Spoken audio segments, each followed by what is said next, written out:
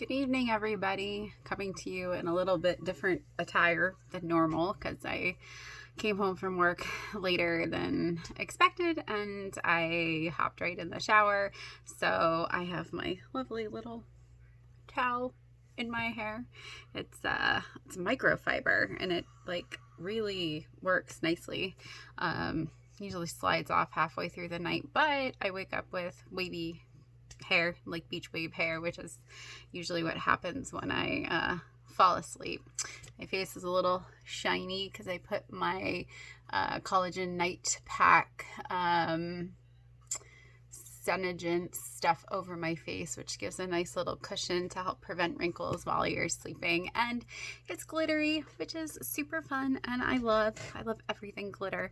So anyway, I wanted to bring the next day's lesson to you from the challenge that Dr. V provided for us. And this story that he had us watch, oh, there's Layla. Hi, Layla. Was something I never knew about someone famous and was super inspiring. And in the video, Tony Robbins, who we know is, this huge self-help guru, talked about Sylvester Stallone and how his life was up into the first Rocky movie. And he really did not have much of anything. He would sell his wife's jewelry to make money. He ended up selling his poor dog, like the love of his life, his dog, to get extra money because he just really did not have anything at all. And then he sat down and wrote the Rocky script, and put his whole self into this script. And he tried to sell it and nobody would buy it. And so they ended up, he wanted $125,000 for the script and they would not do it. And then he tried to bargain with them, asking for more money it was $125,000 if he could be Rocky. And then they were like $250, but you can't be in it. And he was so persistent about being in the movie and being Rocky. He said no. And at one point he ended up selling it to someone for just $35,000, but he got the starring role.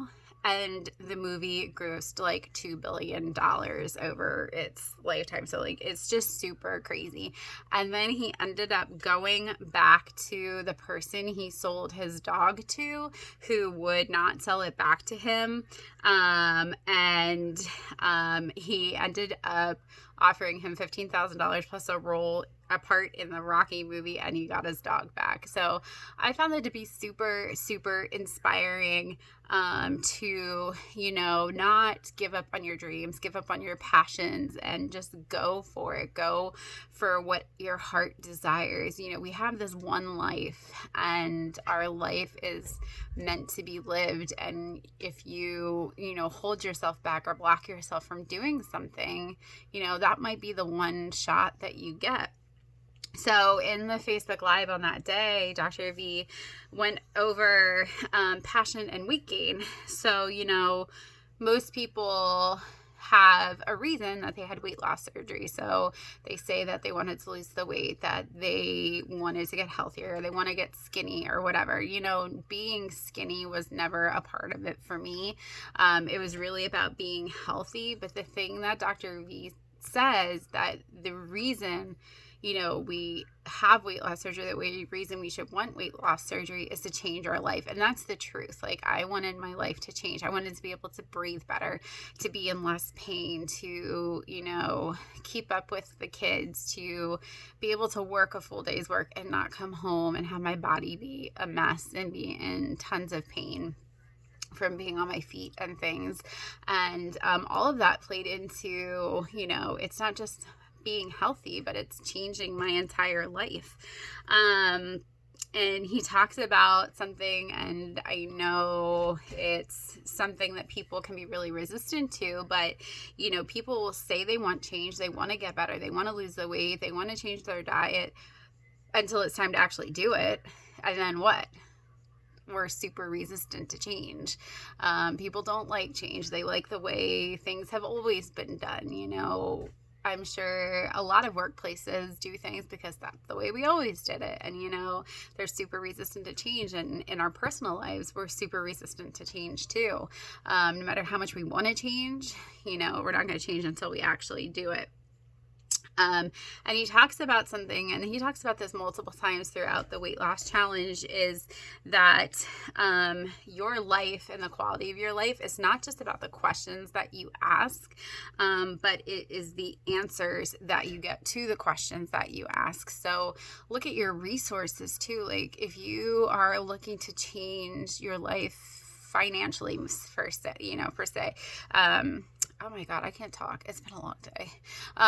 If you want to change your life financially, who are you talking to? Are you talking to someone who, screws up their checking account as much as I do? Hello, I paid a credit card twice, paid it off twice by accident. And I could not figure out where my money went until I got the statement, and it was like, you're negative, blah, blah, blah. I was like, oh, well, there's where all my money went. So, if you're struggling financially, look at who it is that you are asking the questions to. Is it someone who knows what they're doing, that's successful, or is it someone who's struggling just as much as you are?